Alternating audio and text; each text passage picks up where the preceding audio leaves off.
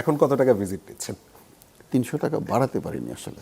যখন ঢাকা মেডিকেল কলেজে প্রমোশন হলো, তো আমার স্টাফরা আমাকে বললো যে স্যার, আপনার জুনিয়র ডাক্তাররা আপনার চেয়ে বেশি ফিস নেয়, তারা তো বিশেষজ্ঞ না, আপনি তো বিশেষজ্ঞ, আপনি ঢাকা মেডিকেল কলেজের অ্যাসোসিয়েট প্রফেসর, ফিস না নিলে তো স্যার মানুষ সন্দেহ করবে।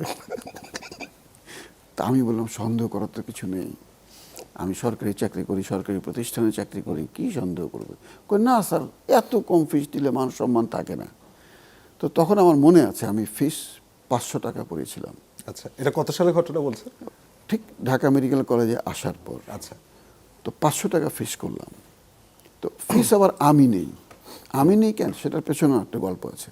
যে এক সময় দেখা গেল পেশেন্ট টাকাটা বের করতে সময় লাগে, তাতে বাইরে যারা ওয়েট করে এদের কিন্তু যদি যে কজন রোগী দেখি ওদের টাকা বের করার সময়টা কাউন্ট করলে কিন্তু অনেক সময়। পরে নিয়ম করলাম যে না, বাইরে টাকা দেবে। তখন যে সমস্যাটা হলো, বাইরে যে টাকা নেয় সে তো নিষ্ঠুর। এখন হয়তো রুগী বলছে যে 200 টাকা তো নাই, আরে 300 টাকা তো নাই, টাকা আছে তো 100, হ্যাঁ দেন 300। তো এই ধমক দেখে আমরা এটা তো হবে না, পরে এটা ক্যান্সেল করলাম, পরে আমি নেওয়া শুরু করলাম। তো 500 টাকা যখন ফিস করলাম, প্রথম দিন আমি দেখলাম, মানে আমার মনে হলো আর কি, হতে পারে এটা ভুল, রোগীরা নির্দ্বিধায় 1000 2000 টাকা ফিস দিয়ে চলে যায়, আমার মনে হলো যে 500 টাকা দিতে ওদের খুব কষ্ট হচ্ছে। আমি 2 দিন নিলাম। তৃতীয় দিন সবাইকে ডাক দিলাম, স্টাফদের, যে দেখো ফিস 300 টাকায় থাকবে এবং এটা আমৃত্যু, তোমরা কখনোই আশা করবে না যে আমি ফিস বাড়াবো, আমি যতদিন বাঁচি আমি 300 টাকায় নেব। তখন তারা বিষণ্ণ বদনে বের হয়ে গেল যে ওরা আমাকে খুবই ভালোবাসে, যে স্যার এত ছোট ডাক্তার হয়ে থাকলো 300 টাকার ডাক্তার, এটা তাদের আপনার স্টাফদের বেতন তো এর মধ্যে বেড়েছে।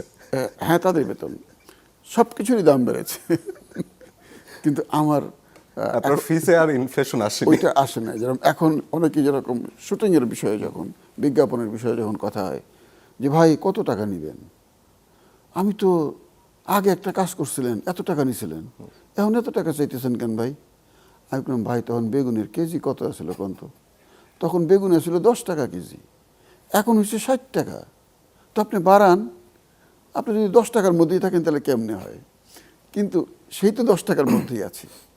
তো আমি ওটা আসলে পারি নাই মানে কি, অন্য কোনো কারণে না, আমার ফিসটা নিতেই কষ্ট হচ্ছিল এবং আল্লাহ আমাকে খারাপ রাখেন নাই।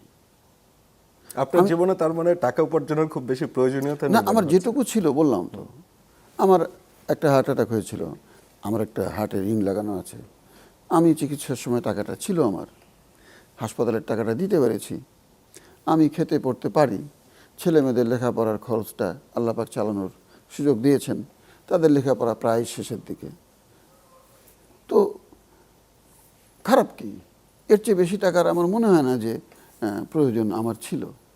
জীবন তো আমি না খেয়ে তো ছিলাম না, চিকিৎসা না করেও ছিলাম না, তো জীবন তো সুন্দরভাবেই চলে গেল।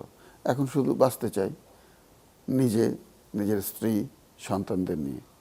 একটা তাত্ত্বিক প্রশ্ন আসলে করতে যাচ্ছিলাম এই সময়, মানে এখন তো আশেপাশে ডানে বামে তাকালে সব হাজার হাজার কোটি টাকার খেলা, একজন মানুষের জীবন চালাতে আসলে ঠিক কতটুকু টাকার প্রয়োজন হয়? একদম নির্বোধ। আমি মনে করি এগুলি মানসিক রোগ, এগুলি আসলে মনোরোগ। একজন মানুষ কেন এত টাকার পেছনে ছুটবে, এত টাকার তার কেন প্রয়োজন হবে, কি করবে টাকা দিয়ে? আপনি বলেন, আমি এই বয়সে কি খাবো? 1 প্লেট ভাত, মাছ মাংস, একটু শাকসবজি, এর বেশি কি খাবো? আমার ছেলেমেয়েরা কি খাবে, বউ কি খাবে? তো এই যে টাকা উপার্জনের যে একটা নেশা, হ্যাঁ, আমি মনে করি এটি একটা মনোরোগ। অকারণে সে টাকা উপার্জন করবে, যেটা তার জীবনে কোনো প্রয়োজনই নেই। প্রয়োজন নেই তো আপনি হিসাব করে দেখেন যে আপনার চলতে ফিরতে কত টাকা লাগে। তো যারা 1000 কোটি টাকার স্বপ্ন দেখে, 100 কোটি টাকার স্বপ্ন দেখে, 100 কোটি টাকা নিয়ে কী করবে বলেন? আমার হাসি পায় আসলে যে মানে এরা কি মানে সুস্থ? আমি সুস্থ মনেই করি না, এনারা অসুস্থ। এত টাকা একটা মানুষের জীবনে প্রয়োজন হতে পারে না, হতে পারেই না।